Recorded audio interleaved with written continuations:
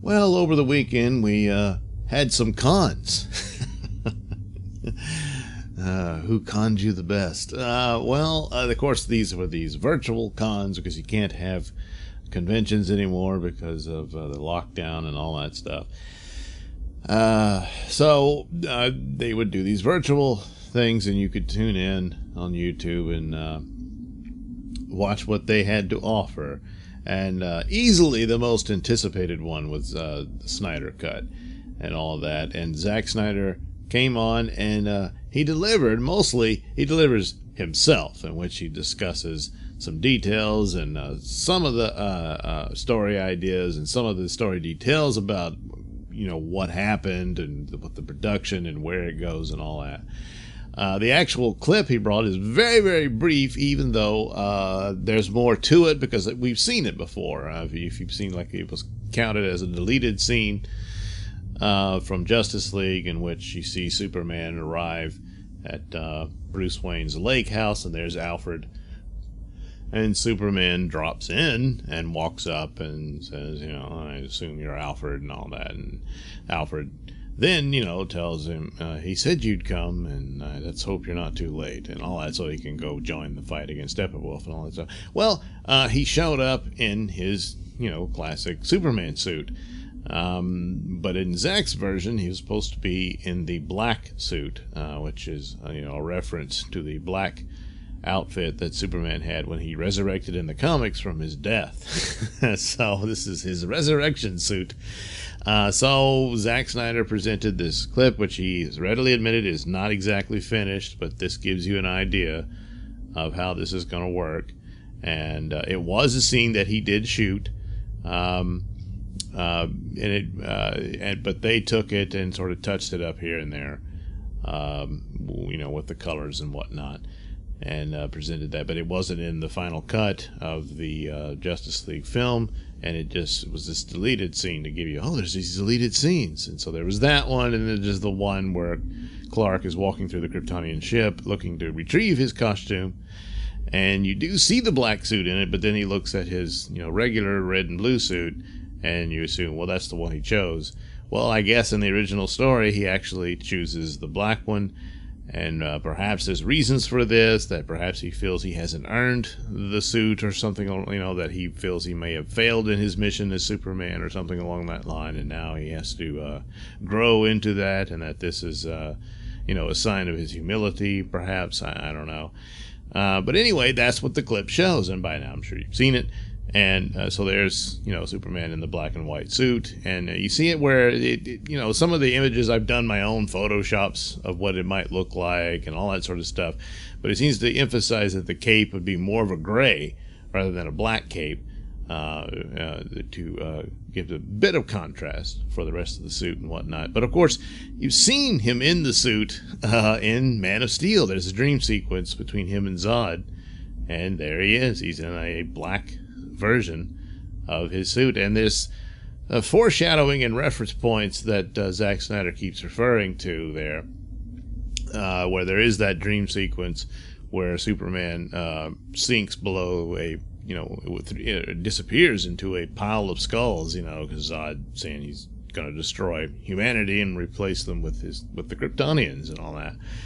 And then a similar scene is more or less referenced in Batman vs. Superman, where it's the festival of Day of the Dead in Mexico, where Superman rescues the girl from a burning building, and then everybody's in their makeup with the skull faces, and they all are, praising him, and it's constant this, that he's a Christ figure and this sort of thing, and it plays out in that way, and he's a little disturbed by this, by the look on his face.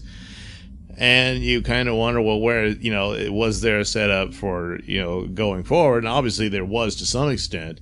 And, so I don't know. And is the black suit a reference to that? What's, how Superman is dealing with his position in the world. And now that he's even defeated death at this point. And so, well, we'll have to wait and see, of course. But that's about it. You get that little snippet. Even though it's that quick, a lot of people showed up to watch it, myself included, even though I had to get ready to go to work at the time, but I managed to catch that live, and then that was great and all.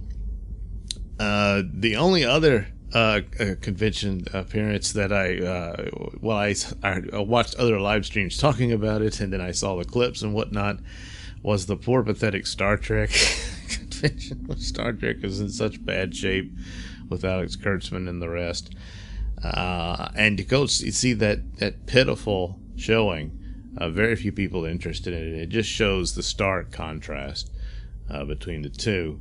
And when you think about what Snyder Cut represents, it represents a entity that appreciates its audience, its fans, and this other entity which no longer does, which Star Trek is a lot like all the other franchises that downright attack their audience. And, well, you see the results. So even though it's this very brief clip, it's greatly appreciated, and the anticipation and excitement, and can't wait for it to be delivered on HBO Max only builds. So we'll get probably a longer teaser, if you will, or trailer perhaps, I'm not sure which, in the next little virtual I guess the DC Fandome, I forget what they call it, and so we'll see what Zach delivers there. But something is coming to give us more of an idea of what it would look like, and hopefully some more confirmation of, is this a 4-hour film or is it a series? I don't know. Perhaps it's going to be more, it'll be the film, or maybe put in 2 parts, so it's 2-hour films or what have you. I was hoping for the series things. I think that would be a cool idea, but that would even be more of a thing if he's allowed to continue the story later. I don't know. Depending on the excitement and the amount of subscribers that it generates, I assume that would be something they would be interested in. But as it stands now, based on his comments about that this is actually to be considered an Elseworld story and not really a part of the DCEU continuity, and that really, I understand it, and I understand what they're doing and embracing the multiverse concept of DC Comics, which has been there since the 60s, and I'm perfectly fine with that. I imagine the reluctance to have done it initially was they feared that would be some confusion for the overall audience, not just, hardcore DC fans who would understand it, but other people would say, well, why are there 2 Batmen, but in that bit of it, I just assumed that referred to, like, the Robert Pattinson Batman movie is its own entity. That's a separate thing from, and it won't be crossing over, with Aquaman and Wonder Woman and stuff like that. It's same thing with the Joker film. And it was obvious you wouldn't cross them over. But now it appears that Wonder Woman and the Aquaman films now exist within the original DCEU, which its continuity is in line with the original Justice League film. Yeah. And and the Snyderverse will be this alternate timeline world. And if that goes forward, that'll be something different. And that's where it gets interesting. For right now, everything about Snyder Cut looks very powerful and exciting, and it garners all the interest. And so if it's really a super duper success for HBO Max and they want to continue forward, why continue with the DCEU narrative and just say this is it? An interesting film, depending on how they want to do it. Of course, there's all the fan theories and whatnot, but it's looking less likely would be the Flashpoint film, which could, time warp everything and make it work to where the other Justice League, the theatrical Justice League film, if you will, no longer applies. And so, that's where it would be. Well, but that's not that far away. So I don't know. I think the decisions on that has already been made. And what they're talking about is basically the Flash would take a tour of old, the old film with Michael Keaton in it and all that stuff, old DC films and whatnot, to show, oh, look, there's this, multiverse and there's all these different versions and all. It all happened and all that. And that's about it. It wouldn't be like the actual Flashpoint story in the comics because it's already been mentioned. Jeffrey Dean Morgan will not be appearing as Thomas Wayne. Aquaman and Wonder Woman will not be in it to do the Atlantean and Amazon war that was in the comic book series. So basically it's only in title is it a Flashpoint story, and it's of course it would involve time travel and all that, but very, very different story and wouldn't have all the cool stuff that you would hope for. But could it have the same effect where it, at the end reboots the shared universe franchise that they have or had, what have you? So maybe, but for as far as I'm concerned, the Snyder Cut is the actual canon. And depending on how, is he going to have to do a quick ending to it, or will they let it complete as it was meant to be, leaving it open to other Justice League films? And that would be my great hope. And that out of that, a Superman and even Batman film or series, if you will, comes out of that, because I would like to see more of that. Certainly Ben Affleck's Batman and Superman film. I mean, good Lord, the Superman film should have been done already. But if it spins out of this, I can think of all kinds of ways it could.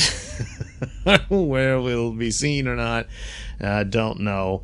But that's the kind of thing you could do while they go to work on that. Now, if that were to happen and there's this split, would the original players come back? Would Gal Gadot play Wonder Woman for the Snyderverse version and Wonder Woman for the theatrical version, provided there is a movie theater business to go back to? I don't know yet. That's another problem for all of this. And will they have to recast it to do the story? I don't know, but I would hope not, because I'm pretty much fine with the cast. Ezra Miller is problematic here and there, and there may be more trouble on the way. Apparently there's some rumors of other problems with the guy, but as for the rest of them, I'm fine with them, and I would like to see more. And so there's a little bit of nervousness I have about this and the language of it, that this might be a one and done deal and they'll all move on and you won't really get the complete story. I just don't know. But, I'm always pessimistic about things. So, again, of course, the reception of Snyder Cut and its success will determine just about anything, even if Snyder himself figures, well, I'll just finish this up and we'll move on. I mean, well, wait a minute, Zach. Why don't you do the rest of it too? But of course, it all boils down to what's successful. And if it brings in the money for AT&T, that's the goal here. And that's what they need. So when it does debut, watch it and post all your glorying thoughts about it everywhere, in the hopes that hypes it up to get more of this version of Justice League. All right, so Superman will be back in black, and which we knew. He had said that ahead of time, but you get a little idea of that. And that's kind of almost like a rough draft of it, because he's going to enhance it a little and all that in the finished product. But there you go. And finally, the idea that people were still thinking it might have been Green Lantern that showed up to Alfred. I don't really believe that was ever the deal. And certainly this shows it wasn't. It's Superman that shows up. The Green Lantern scene is supposed to involve Bruce Wayne meeting the Green Lantern, not Alfred. So that's what that was always about. So there we go, and we'll see, hopefully get that scene where Bruce Wayne's looking at that hologram of Superman, and people thought it was Supergirl, but it's really a hologram of Superman. So, yeah, lots of stuff. Zack Snyder said we've only seen the tip of the iceberg, so it's 4 hours of stuff, so can't wait. Can't wait, so there you go. All right. Thank you for watching and listening. Why not like and subscribe and check out that link description below. That'll take you to my mini stores and have plenty of goodies for you.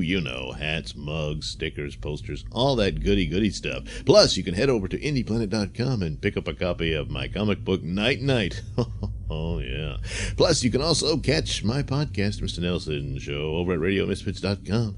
And you can also watch my videos on my channel at BitChute. That's the Mr Nailsin channel on BitChute.com.